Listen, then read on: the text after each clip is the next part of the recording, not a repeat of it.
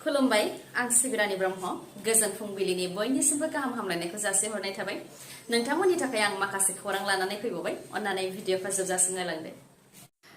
चिरां जिल्लायाव गिथावना जाथाय जादों। मोनानि समाव न'नि उसुं जावनानै मानसि खावनो नाजानाय जाथाय जादों। चिरां जिल्ला बिजनी आमगुरि पुलिस थानानि सिङाव थानाय नांदरबारिनि 1 नं सिखापारा गामियाव जादों बे गिथावना जाथाया। उसुं जावनानै मानसि खावनाय जाथायखौ जों सिगांनि समफोराव खोनानो मोनबोदोंमोन। दा बेबायदि गिथावना जाथाया चिरांनि 1 नं सिखापारा गामियावबो जादों। अतुल बर' आरो सोमश्री बर'नि फिसाज्लाखौ खावनो नाजादोंमोन। बे जाथाया मोनानि 7:30 रिंगासो समाव जानो मोन्दों होननानै फोरमायथिदों आरो सिनाय मोनै सुबुङा खोमसिनि समाव 4 बोसोरसोनि उन्दै गथ'साखौ खावनो नाजादोंमोन होननानै मिथिहोदों। उन्दै गथ'सानि बिमा सोमश्री बर'आ फोरमायथिनाय बायदिब्ला नखराव गावजों लोगोसे सासे फिसाजो आरो 4 बोसोर बैसोनि उन्दै फिसाज्ला आरो बिबैल' न'आव दंमोन। अतुल बर'आ खामानिनि थाखाय बायजोआव दंहैयोमोन होननानै फोरमायथिदों। बेयावनो मोब्लिब गैयै समाव खोमसिनि खाबु लानानै मोनानि 7:30 रिंगासो समाव न'नि उसुंखौ जावनानै आलना साखाथियाव गेलेबाय थानाय 4 बोसोर बैसोनि उन्दै गथ'साखौ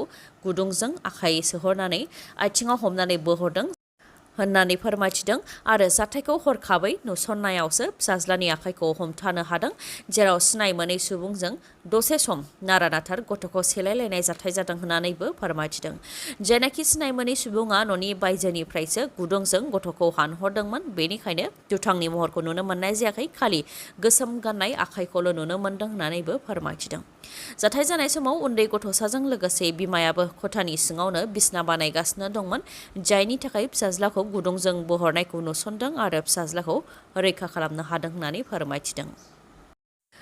गुवाहाटीआव देहा फालांगि खालामग्रा 7 बर' हिन्जावफोरखौ हमनायनि भिडिअ'आ समाज बिजोङाव गोसारनायनि उनाव 2 सेंग्राफोरखौ 2 बर' आइजोफोरा सेन्देलनि माला गानहोनायनि भिडिअ'आबो समाज बिजोङाव गोसारदों। नाथाय बे जाथाया बबेयाव जादों आरो मानि थाखाय जानो मोन्दों बेनि सायाव रोखायै मिथिनो हायाखैमोन। रिपर्टनि बायदिब्ला 2 सेंग्राखौ सेन्देलनि माला गानहोनाय बे जाथाया गवालपारानि बिष्णुपुराव जादोंमोन। अजद होनाय बायदिब्ला उन्दै हिन्जावसाफोरखौ गुवाहाटीआव लांनानै भारायाव दोननानै हिन्जावसाफोरखौ देहा फालांगि खालामहैयोमोन 2 सेंग्राया आरो बे खामानिखौ बिसोर गोलाव समनिफ्रायनो मावोमोन, जायनि थाखाय गामिनिनो रायजो राजाफोर हौवा हिन्जाव गासैबो ओंखारनानै सेंग्रा 2खौ हान्थु खेरायहोदों, खानाय सिननानै होदों आरो आइजोफोरा सेन्देलनि माला गानहोदों, जाय भिडिअ'आ दा समाज बिजोङाव गोसारदों। आइफन बायनाया माखासे लाइमोनफोरनि मोनसे गेदेर सिमां आरो बे रिल्स बानायनायनि मुगायाव आइफनआ रिल्स बानायग्रा सुबुंफोरनि थाखाय जोबोद गोनांसिन जानानै फैदों। जायनाखि आइफनआ जोबोद बेसेन गोसा, बेनिखायनो गावनि किडनिखौ फाननानैब्लाबो आइफन बायगोन होननानै ओरैनो मिनिथावना बिबुंथि होनाय आरो पस्ट होनायखौ जों समाज बिजोंफोराव नुबोदों। नाथाय सोनाब बंगआव आइफन 14 बायनो थाखायनो गमामायैनो गावनि 8 दाननि फिसाज्लाखौ फाननाय जाथाया सोराङाव फैदों। सोनाब बंगनि नर्थ 24 नं फारगानास जिल्लायाव जादों बे जाथाया। जयदीप घोष आरो साथी घोषआ इन्स्टाग्राम रिल बानायनो थाखायनो गावसोरनि 8 दाननि फिसाज्लाखौ 2 लाख राङाव फानदों। गुबुन गुबुन जायगायाव दावबायनानै रिल्स बानायनायजों लोगोसे आइफन बायनो थाखायनो गावसोरनि फिसाज्लाखौ प्रियंका घोष मुंनि सुबुंनो 2 लाख राङाव फानदों। दा सोनाब बंगनि पुलिसआ प्रियंका घोष आरो उन्दै गथ'नि बिमा साथी घोषखौ हमनो हाबाय आरो गथ'नि बिफा जयदीप घोषआ खारखुमानानै दं होननानै मिथिहोदों। मिथिहोबावनाय बायदिब्ला जयदीप घोष आरो साथी घोष बिथांमोनहा सिगाङावबो गावसोरनि 7 बोसोरनि फिसाजोखौ फाननो नागिरदोंमोन, नाथाय उनाव फिसाज्लाखौ फानदों। मणिपुरनि जाथायखौ लानानै प्राइम मिनिस्टार नरेन्द्र मदिआ जेबो राहा लायैनि थाखाय बिहार रायजोनि बिजेपिनि रायजोनि बुंथिगिरि बिन'द शर्माया रिजाइन होबाय। बिथाङा फोरमायथिनाय बायदिब्ला बिथाङा सानबा दिल्लीयाव दंमोन आरो मणिपुरनि जाथायखौ लानानै बिजेपिनि गासैखौबो लोगो हमनानै रायज्लायदोंमोन। नाथाय बिथांमोनहा मणिपुरनि जि जाथाय बेनि जानानैसो डिबेट खालामनो थाखाय बुंथिदों, जायखौ आं खालामनो हाया आरो मणिपुरनि जाथायनि जानानै खोथा बुंनो हाया होननानै फोरमायथिदों बिथां बिन'द शर्माया। लोगोसे बुंथिबावदों दि बिथांमोनहा खालि गोहोनि लुबैसुला, गोहोनि थाखाय गासैबो खामानिखौ मावो, हादरनि आरो बिब' बिनानावनि फारसे जेबो साननाय गैया आरो बिसोरो खोनासंग्राबो नङा, बेनिखायनो बिबाननिफ्राय बिदाय लानो थाखाय थांखि लादों होननानै फोरमायथिदों बिन'द शर्माया। लोगोसे फोरमायथिबावदोंदि मणिपुराव आइजोफोरजों जेरैबायदि इनाय जाथाय जादों गाननाय जोमनाय खुहोनानै हाराहास्ति खालामनाय आरो हानजायै जेनाहारि खालामनाय बेबायदि इनाय जाथाय बे बुहुमावनो जायाखै नाथाय बेनि उनावबो प्राइम मिनिस्टार नरेन्द्र मदि बिथाङा उन्दुगासिनोसो दङ मणिपुरनि गिबि मन्थ्रिखौ बिबाननिफ्राय बोख्लायनो गोहो गैया जेरावनाखि चिफ जास्टिसआबो बुंनो गोनां जादों मणिपुरनि गिबि मन्थ्रिनि हेंथा राहा लानो थाखाय प्राइम मिनिस्टारनाव गोहो गैया बेनिफ्राय आरो मा लाजिथाव दंबावो होननानै बुंथियो आरो बिजेपि दोला फिसाजो रैखाथि होनायनि खोथा बुङो आइजोफोरखौ रैखाथि होनायनि खोथा बुङो आरो हिन्दु धोरोमनि खोथा बुङो नाथाय जोंनि हादोराव आइजोफोरखौ अपमान खालामनानै लामायाव बेरायहोनाय दं नामा होननानै सोंथि खालामो आरो बेबायदि आइजोफोरखौ मानहानि खालामनायखौ सहायनो हायाखै आरो सुबुंथिनि थाखाय मणिपुराव जानाय बे जाथायनि हेंथायै आवाज होनो गोनां जादों होननानैबो बुंथियो बिथाङा इउपिपिएलनि दैदेनगिरि बाले नार्जारिनि फिसाज्लानि गाज्रि भिडिअ'आ समाज बिजोङाव गोसारनायनि उनाव गसाइगाव इउपिपिएल जिल्ला इउथनि आफादगिरि राजिब आरो नेहाथारि सोमखोर बसुमतारिया खौरांगिरि मेल खुंदोंमोन आरो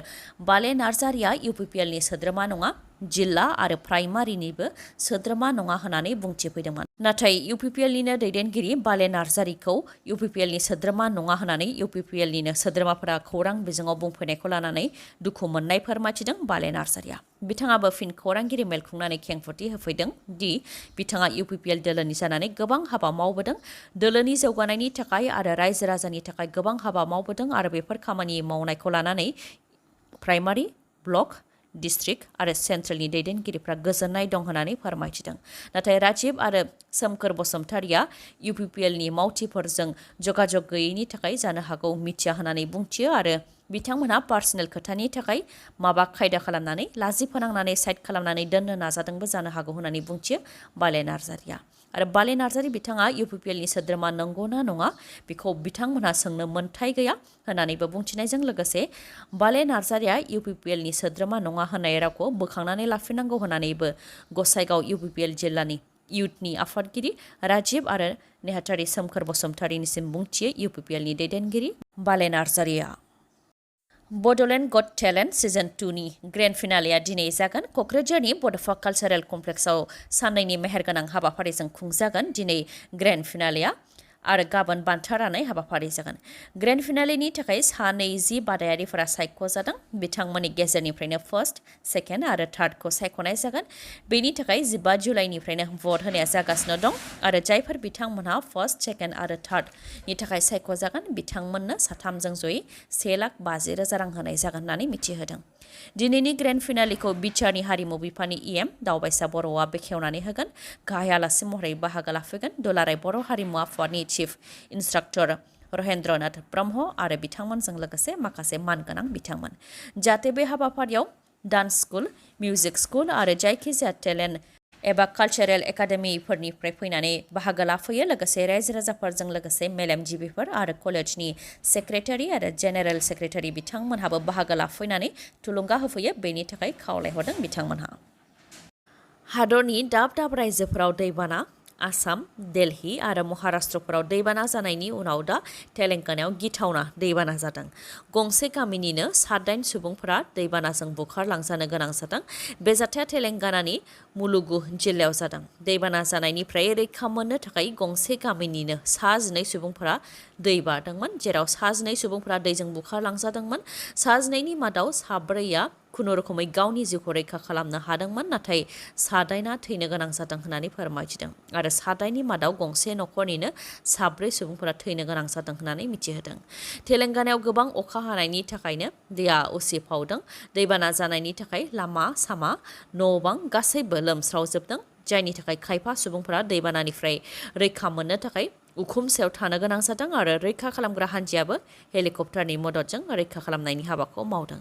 गोबां दैबाना जानायनि थाखायनो तेलेंगानायाव स्कुल कलेज गासैबो फसंथानफोरखौनो बन्द खालामनो गोनां जादों क'क्राझार डिस्ट्रिक्ट जेलाव सासे केदिया गावनि जिउखौ फोजोबनानै लादों थांनाय 2023 मायथाइनि जानुवारि दानावसो जोबथेसालियाव जोबथेजादोंमोन जसेफ मार्डी मुंनि सासे सुबुङा बिथाङा क'क्राझार जिल्लानि कसुगावनि 2 नं कानुपारा गामिनि थागिबि